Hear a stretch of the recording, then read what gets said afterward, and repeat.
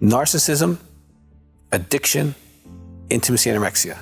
That's a big conversation. Are you living with someone who's a narcissist or a sex addict or an intimacy anorexic? Or are you living with someone who has all three? Now stay tuned, it's a big conversation. Now below, hit our subscribe button because you want to see all the stuff we've provided for you, okay? And also there's a little box if you have a question. If you're in pain, send us that. We can address that question with you as soon as possible. Now, we do have a video on narcissism, addiction, and intimacy anorexia.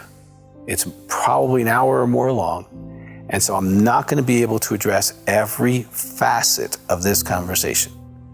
But I do want to introduce this topic because when a woman's in pain, or a man for that matter, and you're living with someone who you have gone on the internet and you have determined they're a narcissist, well, that's the assessment phase, okay? And what you're trying to do is trying to solve the pain in your life. Why is this man or woman so selfish, so self-absorbed?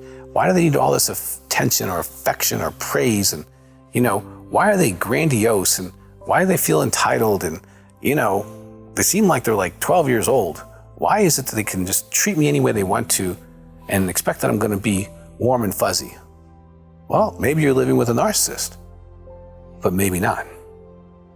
Maybe you're living with someone who's really addicted.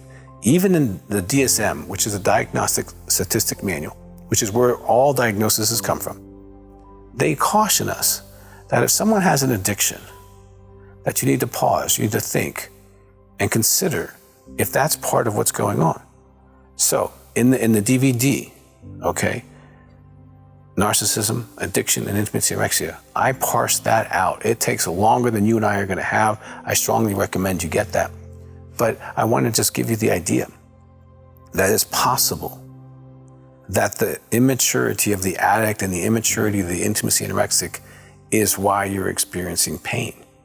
Now you should know and walk through this conversation and try to discern and figure out, because just finding something on the internet or just having a counselor say, oh yeah, your spouse is a narcissist, is not a diagnosis.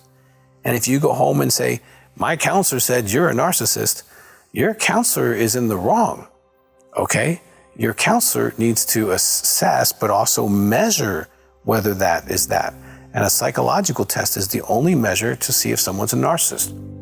Telling your counselor and then making that quick off the cuff, armchair kind of, that's not a diagnosis, okay? Any more than, you thinking you're a diabetic, well, go find out. So the conversation needs to include these variables of addiction, these variables of intimacy and anorexia, because there's so much similarity. Now, what I can tell you which is exactly similar, what is exactly the same is the pain you're in. If you're living with any one of these three, you feel like you're living with a child or a teenager at best. Your pain is massive. Your pain is going to need to be healed. I recommend you go to partnerbetrayaltrauma.org, check out that stuff, because you're grieving and you're hurting. You might be angry. If they're sex addict, they might have lied and cheated on you, all kinds of stuff. But is it narcissism? That's something you want to really spend the time and walk through the long conversation and find out. Because in this tape, I discuss our research that shows the exact number of men who are narcissists, who are sex addicts and intimacy anorexics. And we compare that to the larger population. This is very helpful information for you to really assimilate. We put it together for you so that you can really spend the time, find out what the right problem is.